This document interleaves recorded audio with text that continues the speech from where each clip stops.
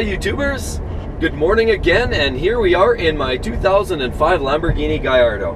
And today we're going to have a little bit of a review. I'm going to talk to you about 7 of the things that you need to know about a Lamborghini Gallardo. Let's go.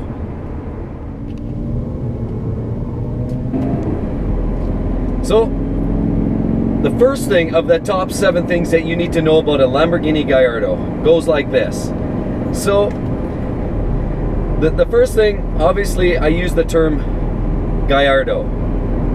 When I speak to people, sometimes they're like, Gallardo? What does Gallardo mean? Well, a lot of times people know it as Gallardo. And the truth of the matter is, Gallardo is the term that everybody seems to recognize. But if I use the term Gallardo, I'm not really doing the name justice.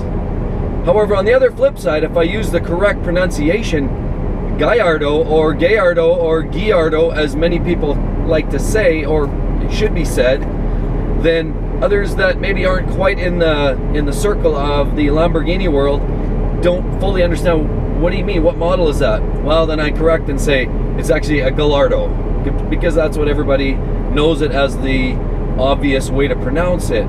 So the Gallardo is not really the right way to say it, although I find myself saying it some days, because there's people, maybe they don't fully get what I'm getting at when I say Guyardo, or in most cases I just call it Gallardo. Gallardo is the way I pronounce it, and that's the way I understand that's the way to be pronounced.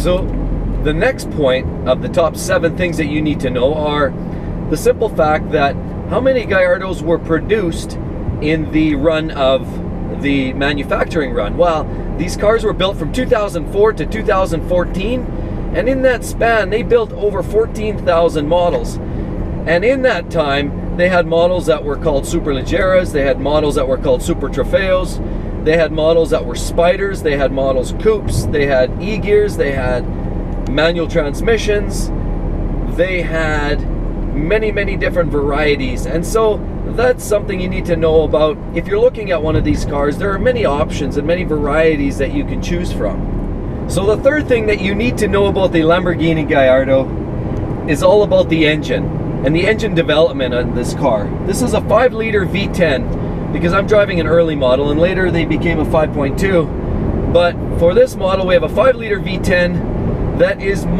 primarily shared with many Audi components, at least the bottom end, of course. And that engine, due to the fact that Cosworth in Europe, who builds race engines coincidentally, was actually a heavy producer and designer and engineer of this engine. So in essence, this Guyardo motor is a Cosworth motor that was overseen by the direction of Audi and Lamborghini in the production and design of this motor. So it really truly is in fact a race engine. I mean, that kind of goes without saying, these are high performance cars, but this in fact was truly designed by experts in the field who know how to build a race engine.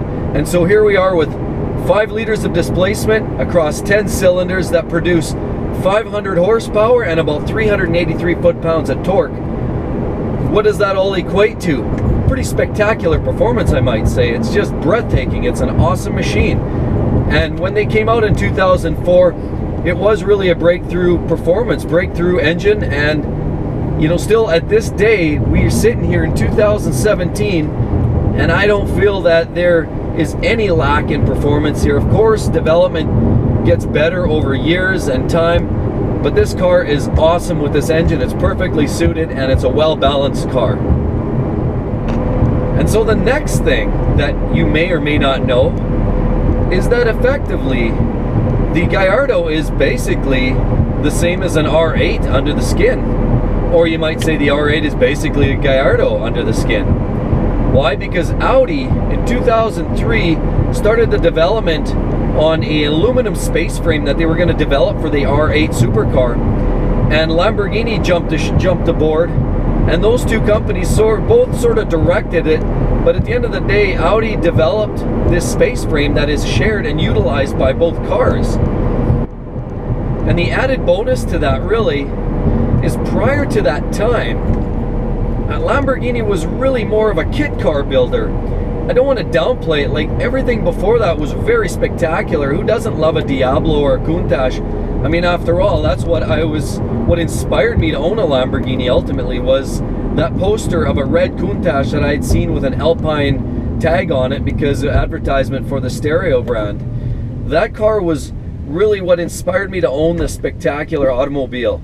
And at the end of the day, it's those low volume numbers that made these cars so spectacular and unique. But the flip side is, of course, they were more of a kit car, and they didn't have the R&D behind them, and they weren't perfect, and they didn't drive as well. And some of the parts they had to share as jobber. And I'll give you an example. A Diablo actually used the same headlights as a Nissan 300ZX in the early 90s. So go figure.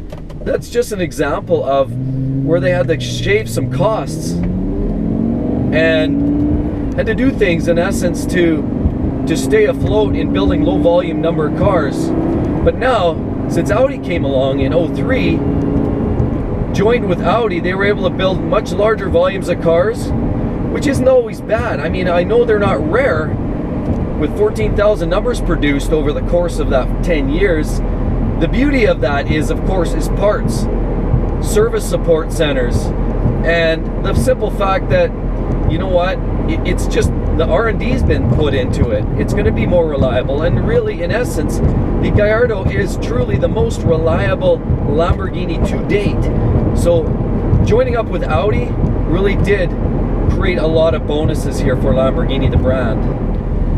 Now the next point, things that you may or may not know about the Lamborghini Gallardo, happens to be along the transmission. Now those who have done the research will already know this car does not come equipped with an automatic transmission. It does come equipped with a semi-automatic transmission, which Lamborghini calls the E-Gear, which coincidentally shares the same TCU, transmission control unit, as the F1 systems found in the Ferrari 360s and F430s.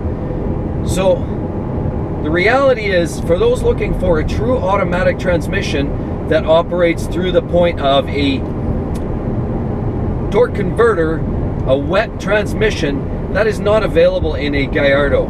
What is available is an automated manual, which does work in an automatic mode, but in essence really still functions like a manual. There's only 2 pedals, but it does actuate a clutch which engages and disengages, a dry clutch. So it's really a lot more like a true manual transmission. That, of course, is one option, and the other option, or the standard transmission, was a 6-speed manual transmission through the gated shifter, which many people are finding an enjoyment driving. They make the click clack click, so that's a beautiful sound that they produce. But those are the 2 options. There is no automatic transmission produced in the Guyardo.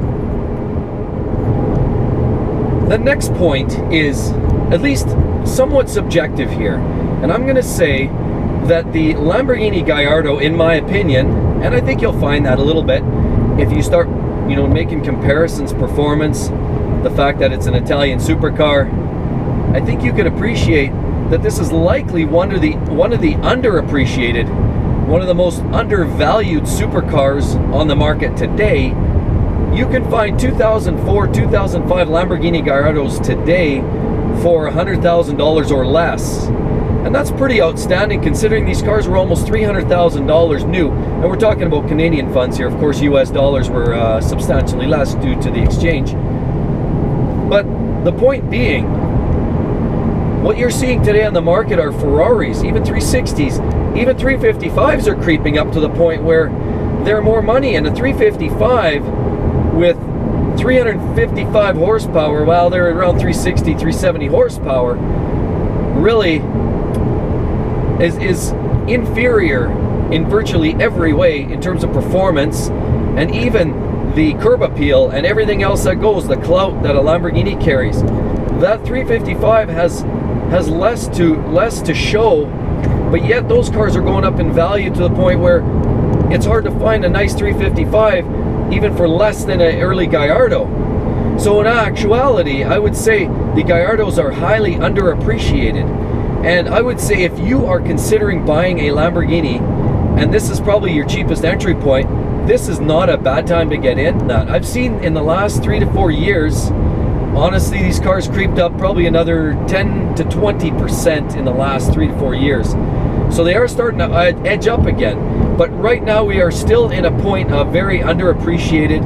And I would say if you are interested in buying a Guyardo at some point, don't wait too long. This is a good time to get them, because I truly believe this is one of the most underappreciated cars in the supercar world today. And the last thing that I would like to share with you, and this is the cautionary note: do your homework, do your pre-purchase inspections, take it for a test drive, look at the subtleties, watch for engine consumption, things like that. Word has it on the street. Now we're not talking about large numbers, and large numbers are hard to come by anyway because Lamborghinis aren't produced in vast numbers. However, there have been numerous cases, particularly in the early Gallardos, and even more specifically in the 04s during kind of the launch session. Some of the early Gallardos have been noted to sustain engine failures. And some engine failures have been a result of some of the research I've done and some of the people I've spoken to and some of the things I've heard. Some people talk about them being time bombs, and I don't know if I agree with that. To me, that's pretty, we're really exaggerating. It's not a time bomb in my mind.